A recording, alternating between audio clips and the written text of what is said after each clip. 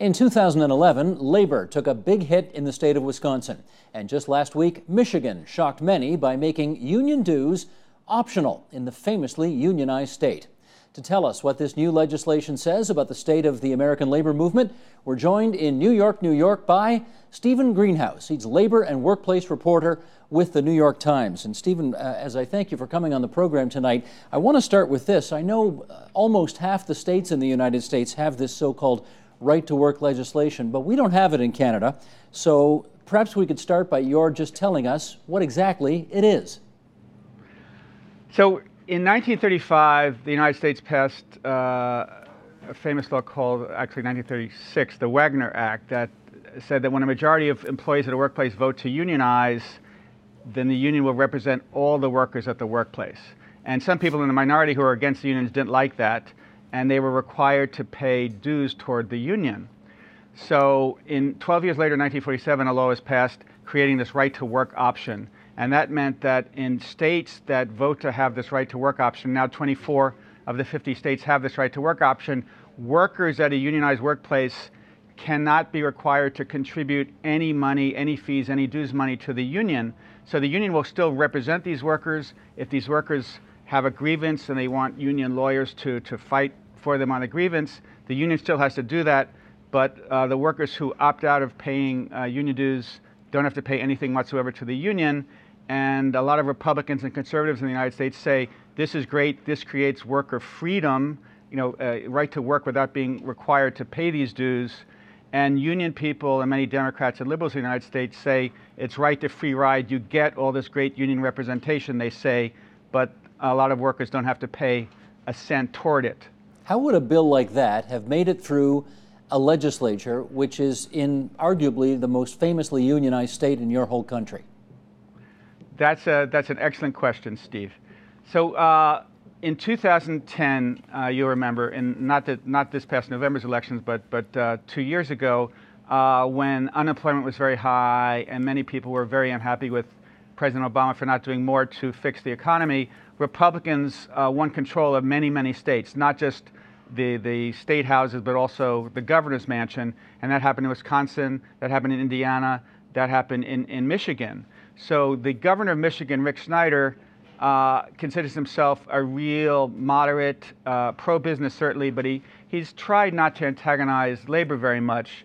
But labor pushed this referendum this past November to enshrine collective bargaining in the Michigan Constitution in a move that would have really helped labor and protected it against any Republican efforts to weaken labor in Michigan. And Rick Snyder told the unions, please don't do that. That's going to be very divisive. That could hurt our business climate.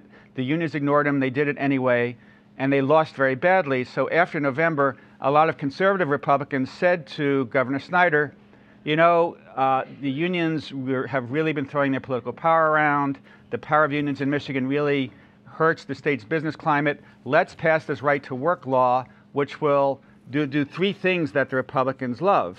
It will weaken unions, because if fewer union members, fewer people at a workplace are paying dues into a union treasury, unions will not have as much wealth to spend in political campaigns. Second, it will improve Michigan's business climate. And Governor Snyder is if Governor Snyder of Michigan stands for one thing, it's that he wants to improve Michigan's business climate to make it more attractive to business from other states and even from Canada. And third, passing right to work is really a symbol that weakens unions generally, and there's a real advertisement that unions are on the decline in the United States. Okay, you know the lay of the land, though, in the United States right now. If a law like this could get passed in a place like Michigan, which we think of as being very pro-union, do we infer from that it could succeed pretty much anywhere? Yes and no, Steve. It could only be, just the way the political constellation works here south of the border in the United States, is that it would really take a trifecta. The Republicans would have to control the governor's mansion of a state, the state Senate, and the state Assembly to enact right to work. I don't think many Democratic legislatures or Democratic governors will ever pass right to work. So, if you look at the states in the United States with Republican control of all three houses. There are about 20, I think. Many of them already have right to work. States in the south of the United States, Mississippi, Alabama, states in the mountain zone and the southwest are also very conservative, also very red states. A lot of them have right to work. The big change now is that in 2010, the Republicans won control of some traditionally very union-friendly, labor-friendly states, Indiana, Michigan, Wisconsin. So all of a sudden, we're seeing this burst of anti-union legislation in these states that were traditionally union strongholds. In Wisconsin 2011, Governor Scott Walker, Republican, passed this legislation to basically strip public sector unions of the right to bargain collectively. And now, now in Michigan, the state has the Republican House, the Republican Senate, and the governor have enacted right-to-work legislation, which unions detest because they see it as a measure that really is designed to weaken them. Well, never mind weaken them. Do you think this portends the end of days for unions? Not quite. It will continue to weaken them. I mean, I should say that there are a few other states where there's Republican control in the Northeast, where, like Maine. I might be wrong. I think the Republicans control all three spots there, where we might see right to work. But a lot of moderate Republicans are against right to work, partly because they think it's unfair. They think if you have a union, you should at least pay some dues to support the union, and partly they think this is going to start a war if we push for right to work. Now, to stepping back and answer your question further, Steve. Unions in the United States have been on the decline for decades now. Back in the 1950s, in the 1960s, which were really the heyday of unions in the United States, unions represented 1 in 3 workers, almost 2 in 5 in the private sector. Now unions in the United States represent just 11% of workers and just 7% of workers in the private sector, and they've gotten much weaker. Among the reasons, and you've seen this as well in Canada, is a lot of manufacturing jobs, unionized manufacturing jobs have gone to China and to other countries. There's been a lot of growth of industries that have traditionally been non-union, like banking or insurance or hair salons, So unions represent a smaller and smaller percentage of the workforce, and that means they have a smaller voice in politics. And and that's translated into Republicans winning control of the state houses in many states like Michigan and Indiana, Wisconsin. It's also made it harder, for instance, to enact a higher minimum wage in the United States. Or if unions were stronger here, then Congress might be passing more generous unemployment insurance benefits. Congress might have passed an even larger stimulus bill, in theory, to help create jobs to lift the nation out of the recession. Okay, Stephen, let me ask you what I think is one of the key questions in all of this, and that is one of the selling points that we hear on this side of the border about right-to-work legislation is that it does what is necessary to attract more jobs to someone's home state. Do you know of any studies which actually bear that out? Steve, that's a good question. There have been really conflicting studies. My seat-of-the-pants feeling is that being right to work sends an important signal to businesses, whether businesses in other states, businesses in Canada, businesses in France, Germany, England, Japan, that this is a state where business is in control and labor has been weakened. I think that's the signal it sends, and I think on the margins that will make a right-to-work state more inviting, more attractive than a non-right-to-work state. So people show other studies saying that the states with the highest per capita income in the United States are generally not non-right-to-work states. Connecticut, New York, until recently Michigan, California, Oregon, Washington. These are a lot of states with a very highly trained workforce, with a lot of high-tech industries, and they, I think if you're, say, a high-tech industry and are looking for a state to locate, it's going to be more important to find the workforce you need, the people with master's degrees and doctorates and engineers, than it is important to find a right-to-work state. So I think a lot of lower cost manufacturers that require low-skilled workers, they're eager to find workplaces with weak unions and lower wages, and I think they're the ones who really are most attracted to right-to-work states. Well, that's the follow-up I've got to ask. Is there any evidence similarly on the other side of the coin which suggests that if you implement right-to-work legislation, wages are in fact depressed as a result of it?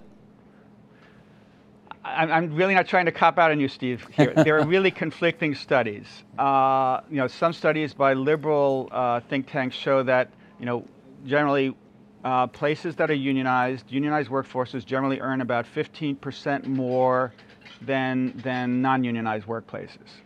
Now, studies by conservative think tanks will say, well, once you become a right-to-work state, you'll attract more business and jobs, and in theory, that will necessarily bid up wage levels. So, each side makes a pretty good case. So over the past 12 months, Steve, 2 states have enacted right-to-work legislation: Indiana and Michigan. And when Indiana enacted, right-to-work last January, a lot of people in Michigan said, "Oh, that stinks for workers in Indiana. That's going to push down wages there." But folks in Indiana said, well, a lot of businesses and conservatives in Indiana said, this is great. This will help bring in new businesses. We saw this Caterpillar plant in Ontario close down and move to Indiana. I think it was attracted in part by right-to-work. Oklahoma was the previous state to enact right-to-work legislation. That was in 2001. And wages have gone way up in Oklahoma since then. And again, conservatives will say, aha, wages have gone up in Oklahoma so much because of right-to-work. But a lot of kind of centrist studies and liberal studies say, no, that ain't the reason why wages have gone up so much in Oklahoma. Wages have boomed in Oklahoma because there's this humongous oil and gas boom in Oklahoma. Unemployment is low there. There's a huge demand for workers, shortage for workers. And that, not right-to-work, is what pushed up wages there. Gotcha. I've got time left for one more question, and I'm going to do something which guests usually hate what I do, and that is to insinuate themselves into local politics north of the border here. In this respect, the Progressive Conservative Party of Ontario is an opposition party right now in Ontario, but it has put forward something similar to right-to-work legislation. We are potentially in this province just a few months away from the next provincial election. If they win the next election and they bring it in, how do you suspect that will change the environment vis-a-vis all of these border states, which are obviously competing against each other for scarce jobs that people want? I think it would change things in several ways, Steve. First, I read a poll that came out, an opinion poll that came out today, saying that the political ratings of Michigan's governor, Rick Snyder, have dropped 28 percentage points in the past month or two since the most recent poll. And he and everyone else can attest that when you push for anti-union legislation like this, it creates a political storm. It angers a lot of people. It might make it harder to enact other legislation moving forward. I'm sure Governor Snyder will also say, yes, it's created lots of problems for us, and if the Progressive Conservative Party pushes for a similar law in Canada, or in Ontario, it will make, in theory, the state, the province, the state, more attractive to business. But at the same time, while it sends out a signal that we're open for business, that we're kind of pushing against labor, at the same time it creates all sorts of friction and nastiness and protests that, in ways, make the province potentially less inviting.